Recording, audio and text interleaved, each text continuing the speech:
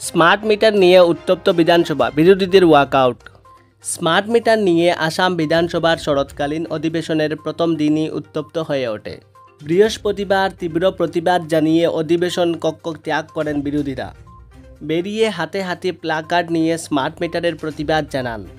কংগ্রেস ছাড়াও UDF, CPM, রাইজোর দল তাতে সামিল হন। তাদের অভিযোগ স্মার্ট মিটার লুণ্ঠন করে চলেছে।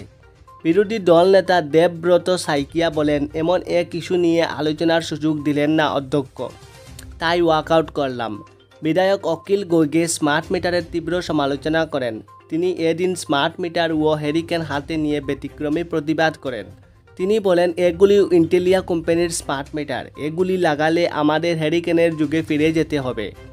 ইউডিএফ বিধায়ক আমিনুল ইসলাম জমি ক্রয় বিক্রিয়ে হিন্দু মুসলমান করা নিয়ে মুখ্যমন্ত্রীর বিরুদ্ধে বিভাজনের রাজনীতির অভিযোগ করেন।